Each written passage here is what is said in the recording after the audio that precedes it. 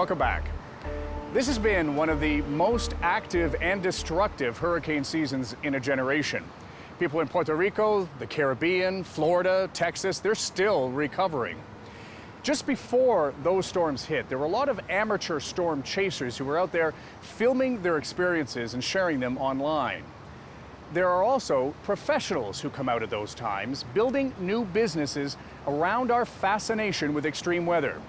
And two of Canada's most experienced took W5 inside the biggest storm of the season.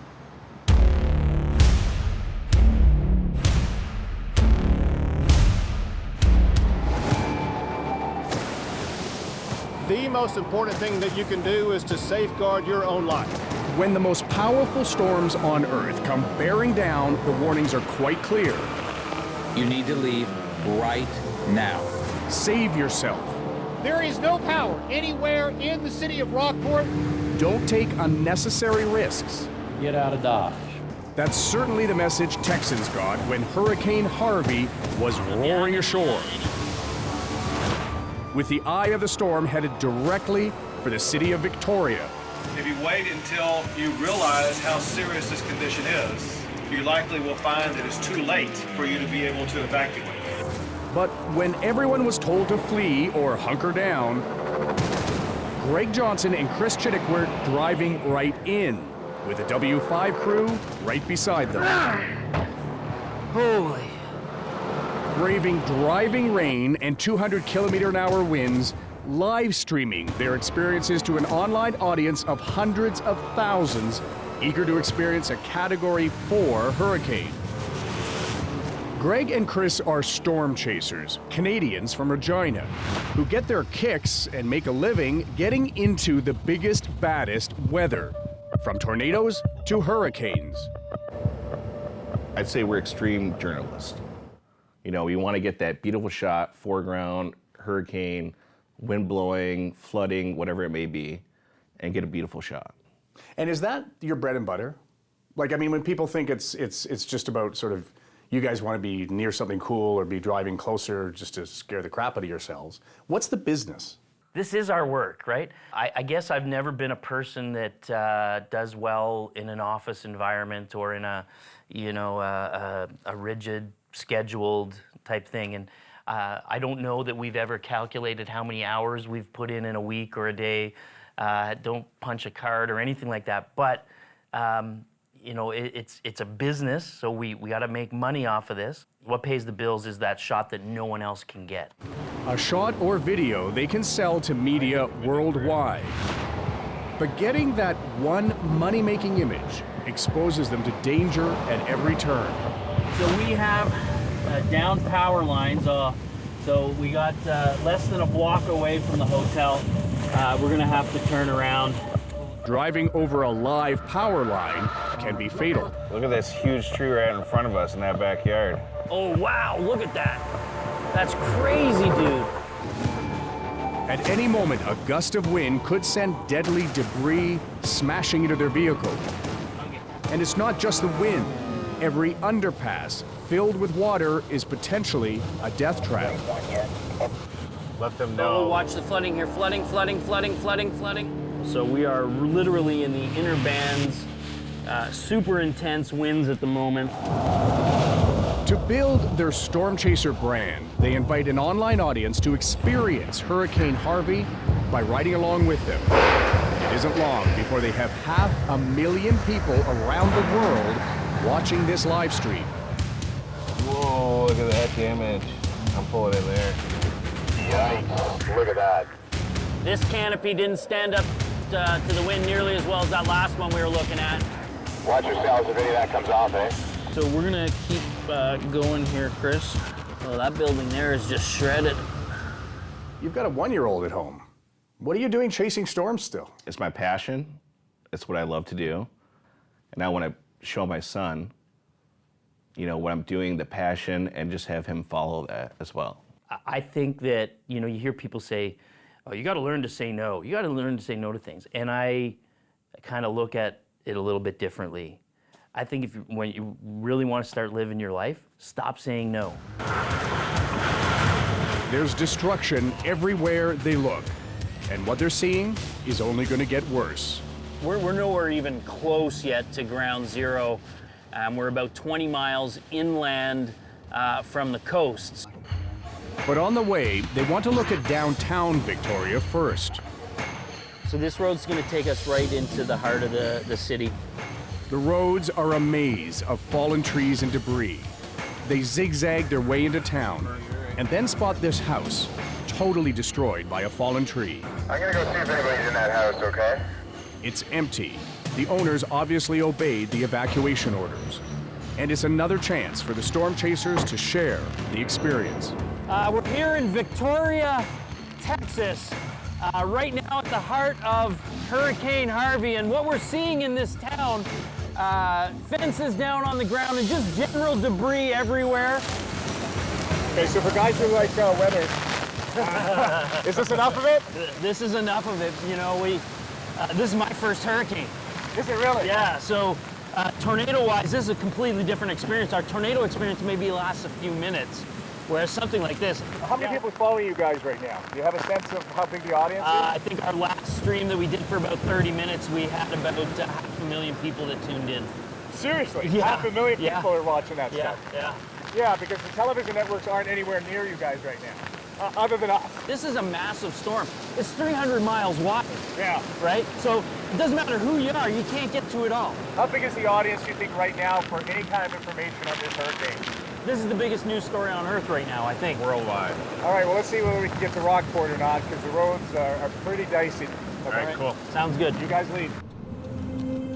It's a short drive to the coast, but it is incredibly slow, with debris and devastation on both sides. And it only gets worse as they roll into a town right before Rockport, Refugio. Oh, wow, look at that shell station. Whoa. They turn into a residential area and amazingly find a homeowner who rode out the storm, now surveying the damage to his property. Did you spend the night here last night? Are you crazy? People call us crazy for chasing after these things, but you spent the night here? Yes, sir. Oh my God, you must have been terrified. Oh, yeah. You guys were under a mandatory evacuation, and you stayed home. Yeah. Were you afraid for your life? A little bit, because the wind got up to, I think it was like 130, and the house was shaking and everything. Remember, that's 130 miles an hour, 210 kilometers an hour. Like, what are you expecting to accomplish here today? Well, Anything? nothing really. I just like trying to get some of the stuff out of the way in case anything else more. Greg has clearly been shaken by the massive destruction of Hurricane Harvey. He takes a moment to express his emotions to the thousands of viewers watching his live stream. It probably seems unreasonable, but you got to put yourself in somebody's shoes.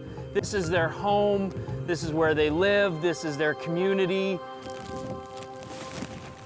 As they push on to reach Rockport, the hardest hit area in Texas at that time, they see that even the local fire hall wasn't spared.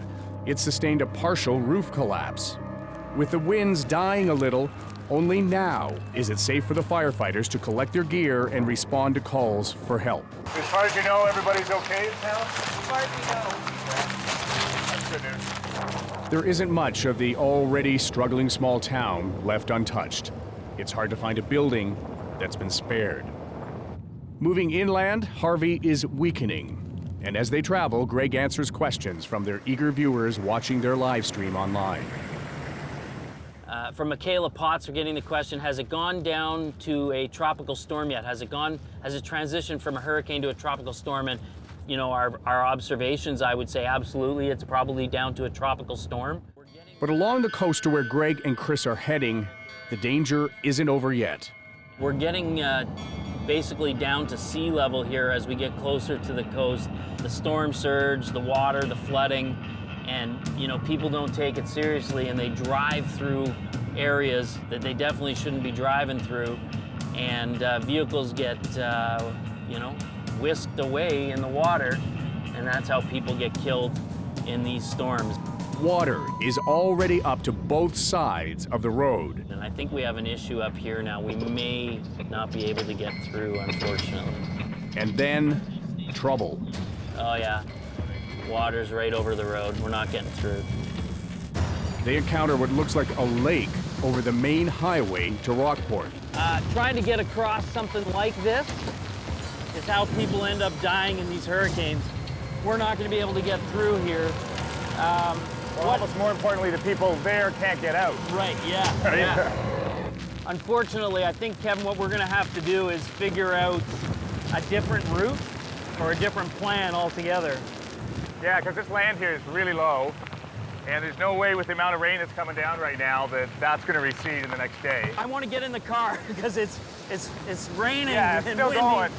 and we'll see what we can figure out as far as a new route. They're forced to backtrack to higher ground, avoiding down power lines and debris that's scattered across the highway. And then they pull into this abandoned gas station to fill up with emergency supplies and take stock. So I guess this is a point where, you know, we figure out what comes next, right? Like, we got some gas in the back. Yeah, we've got 80 liters.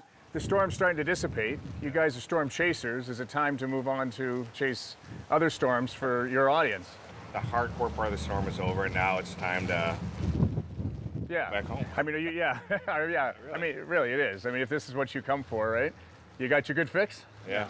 Would you chase another hurricane? Oh yeah, this was, you know, we'd have to get her earlier though. Yeah. You know, as much as this sounds crazy, Kevin, we want to be one of the guys trapped on the island right now that has to wait a few days to get off the island because, I mean, those guys were at ground zero. We didn't get here in time. And, you know, sadly for us, you know, maybe somebody else has the money shot. But there's always a next time, because storm chasing season is far from over. An unpredictable, monstrous tornado We gotta go! suddenly becomes deadly Everybody made some mistakes that day. when W5 continues.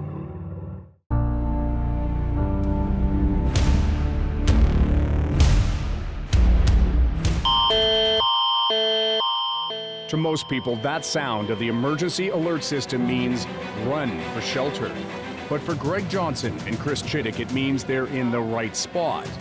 Because they're storm chasers who make a living from going to the ground zero of extreme weather.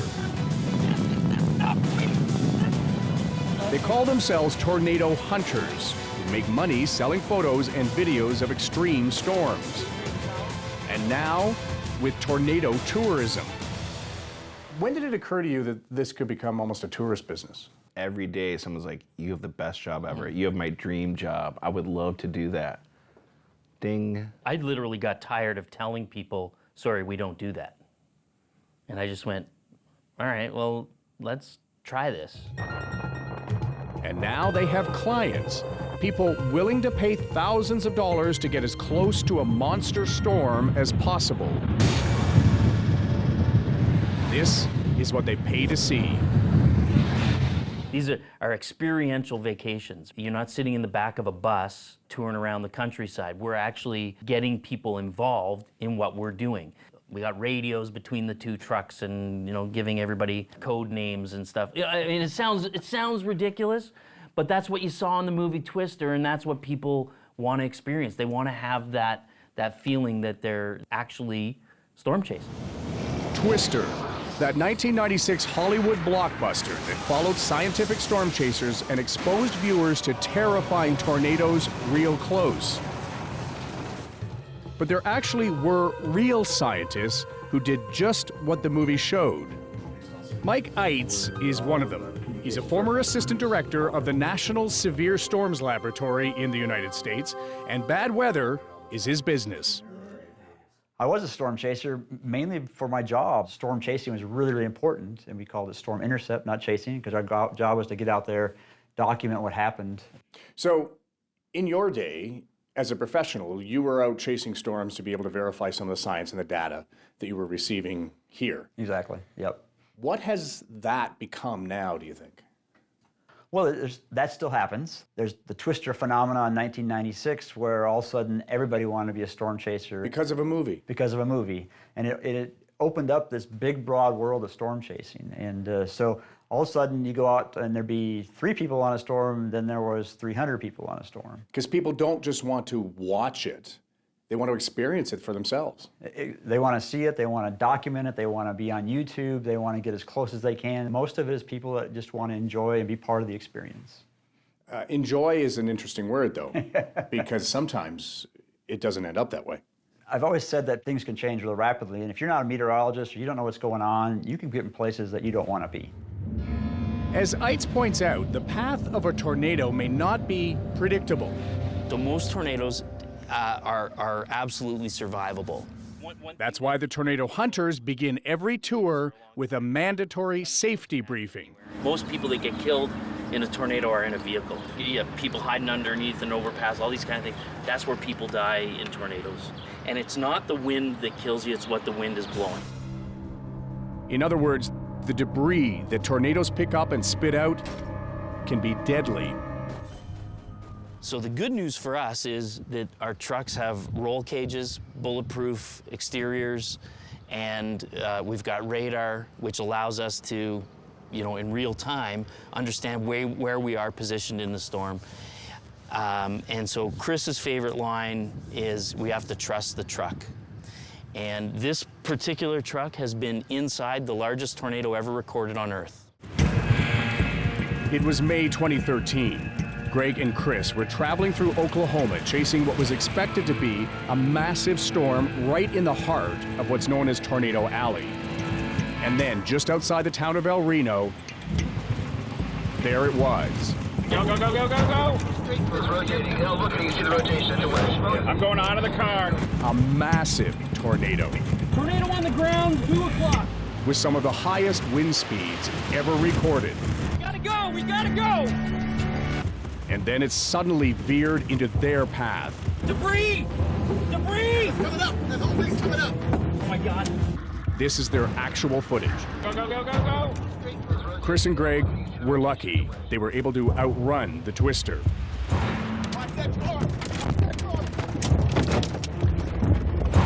Everybody made some mistakes that day, everybody. We underestimated what nature's capable of. And a tornado which was a few hundred yards wide, as we were filming it from a mile away, grew from a few hundred yards wide to 2.6 miles, over 4 kilometers wide. In 30 seconds. It just went like this. I think we did everything we possibly could to do it right, and yet we still got caught. Go, go, go, go, Ricky. They made it out alive. Other storm chasers did not. That massive El Reno tornado killed 9 people. 3 of them professional storm chasers, remembered by this monument. And a 4th, an amateur, Richard Henderson, remembered by his mother, Diane. Did he ever talk to you about his storm chasing and what he liked about it? Not really. He just said it was awesome. He liked to do it. Was he that kind of boy that, he liked an adrenaline rush? I think so. I do. What else do you think he got from it? I don't know. He liked to report back to people. When he was watching storms? When he was watching that storm. Oh, that big one. Mm-hmm. What did he tell them? He just told me where he was and that he was following the storm. And then he called the neighbor. Excuse me. It's okay. And he was telling him about, there goes the radio station, there goes another one. And said, neighbor kept telling him to get out there. And he says, it's hitting the top of my car, pickup now. And he showed a picture of the tornado. And that's the last he heard of him. This is the final cell phone picture Richard sent his neighbor. In the next instant, the monster tornado lifted his pickup and tossed it like a toy into a field hundreds of meters away. Did you know how big No. a storm that was at that point? No. No. Do you remember what you said to him? I just told him, be careful, of course. Oh. You never know. Do you think he was properly trained to be able to chase storms like that? No, he was an amateur. He had learned from his friends. After you told him to be careful, what did he say to you? He says, I'm going to watch it, Mom. I'll talk to you later. Oh. Those are the kind of words that, like, you can't ever forget. Right. Yeah. This is what Richard Henderson's 2,700 kilogram truck looked like when it was found by authorities the next day. You know, Richard Henderson is somebody who died, and he was not a professional storm chaser. He was an amateur. I mean, that's what's possible in these things. Yeah. Mm-hmm. Like, is anybody really, truly safe in a vehicle? No. In those circumstances? No. I mean, I get asked all the time about weight. How about, do you add extra weight to the truck?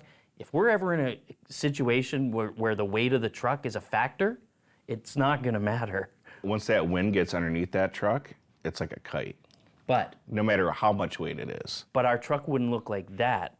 We've put a lot of money, a lot of thought, and a lot of engineering into making that truck, you know, a survivable. And I mean, we did. We survived being inside the largest tornado ever recorded. Dwight Durant is an Oklahoma State trooper, and he's seen firsthand the devastation big twisters leave in their wake. Do you think these thrill seekers have any idea the power of a twister? No, I don't. I don't think they do. I'm a state trooper. I've been a trooper for 21 years, and I've been in some situations where I've been overwhelmed by the power of these things. And I'm out here. It's my job to come out here when these storms come out. What do they underestimate from your experience in watching what happened here? What do they not know about tornadoes? They're making decisions based not off of anything other than trying to get that picture. They're not acting rational when they get their adrenaline going. They're going places they shouldn't go. They're going places that we don't go. They're not just a danger to themselves, but they're a danger to us, the first responders, and they're a danger to the other motoring public. Did you know tornadoes could do something like that? Oh, yes. You knew? I've lived in Oklahoma all my life, I know. So when he told you he wanted to chase tornadoes, you knew that was dangerous? Oh, yes. What message are you hoping to send to others? Well, they need to be careful and get some training if they're going to do this. But there's always going to be amateurs wanting to see. So they need to think about their families. A vacation like no other. You're gonna see stuff that you've never seen before.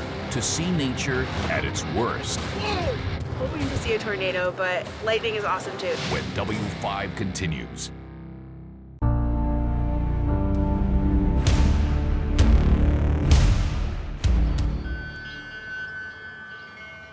Outside a hotel in Sterling, Colorado, these tourists are getting ready for a week of adventure. But they're not interested in local attractions, and they don't care if the sunny, hot weather turns bad. In fact, they're hoping for the worst weather possible. You see, this group of tourists has signed on for a trip across the heartland of the United States with the Tornado Hunters. So, Laura, first night on the road? Yeah. Chris Chittick and Greg Johnson are Canadians from Regina who have expanded their business by taking tourists into the heart of the most extreme weather anywhere. They have trucks rigged with roll cages and bulletproof coatings, radio communication, and Doppler radar to track the storms. Their clients come from all walks of life. Sherry is a teacher's aide. Charlene is retired. Grant runs his own IT business. And Laura traveled from New York City, where she works in tech. I'm hoping to see a tornado, but lightning is awesome too. So I got my camera, I'm ready to go, and hopefully we'll get some good shots today. And what about the risks? It's kind of worth it. I really like to, use my camera and take photography, and this is a really great opportunity. So I was like, whatever, I'm gonna try. I trust these guys, they're professionals. They're lured by the Tornado Hunters highlight reel, the best of storms that they've chased during the past few years. Monster tornadoes bearing down on them. The ultimate extreme tourism adventure. A risky proposition, all for about $3,000 and 9 days on the road. Can you ever really promise that those tourists aren't being put in jeopardy? No, they are being put in jeopardy. Yeah, I mean, absolutely. I mean, do they recognize that though? You guys have that knowledge. Do they really know what they're getting into? I think it's a part of almost, I'm going to say, a human trait that people want to have that experience. For sure it is. But you're the experts here, and you put your arms around them. You give them safety training. You talk about what's possible. But in something like this, without your level of expertise, can you ever really guarantee that something bad won't happen? No.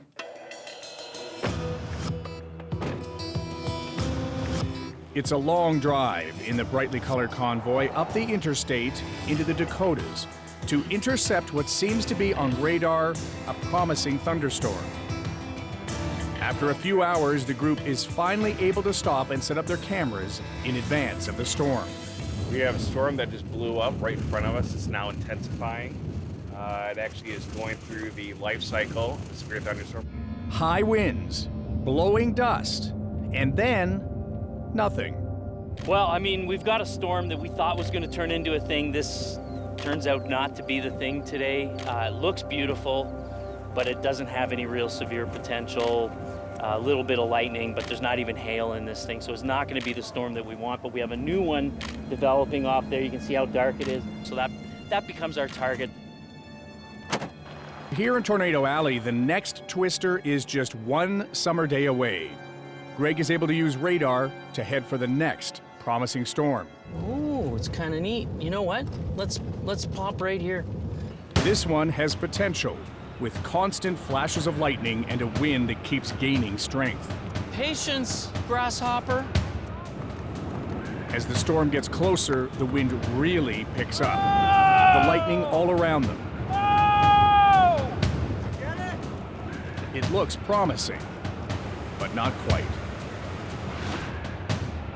And so the hunt continues, traveling across 6 states, thousands of kilometers, waiting for the daily line of storms to spawn a tornado. And even if they haven't seen a twister yet, what they do see is pretty awe-inspiring. We want to take them out in the most prime environment where if you're not going to see a tornado, you're going to see stuff that you've never seen before.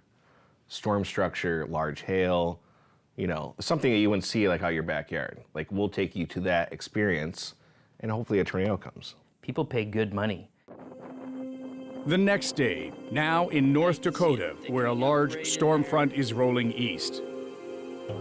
And they're not alone. The parking lot is full of professional and amateur storm chasers, big rigs, Doppler on wheels, watching and waiting. Get the live stream rolling right now. And then, a tornado alert. All right, let's go. And the chase begins. As legit as storm chasing gets, guys. And if you look at the left side of the scud, the left side of the wall cloud, you can actually see it's moving left to right. That indicates that whole system is rotating. Okay. As soon as we make this curve, 9 o'clock, there's our wall cloud. The wind intensifies, bringing with it debris and a torrential downpour. There's reports of up to ping pong ball size hail here, guys, so it won't surprise me in this location in the storm that we're likely going to get some hail here. The visibility near zero. When we make this turn, the wind will be at our back. Then we'll have a little bit of concern. The drive is treacherous on these gravel roads. If there's a tornado on the ground, we'll see it here in about I'm going to call it 2 miles. And then, look at that, rotation in the clouds, the seeds of a twister. But once again, it stays in the clouds. Even so, for these tourists, it's the experience of a lifetime. Pretty much what you expect when you're storm chasing. Mother Nature calls the shots, and you got to go where she tells you to, but that's all part of the experience, really. The thing that I like about taking guests is their first reaction. Yeah. Getting that moment in that experience. People can be quiet, they can be whatever, and then getting them in that moment, people go nuts. Has anyone lost their mind? Yeah. Best story that I have was Dodge City, Kansas. Yeah. That time, Greg and Chris and a tourist in the back seat hit the jackpot. Look it off to the right, another one on the round. Tornadoes on both sides of the hunter's truck. As they kept rolling, she was urging them to get as close as they could, and they got close. That is violent, you guys. Look how violent that is spinning. As much to give themselves the thrill as for the paying customer. Woo! How about that? Unreal, man. Holy.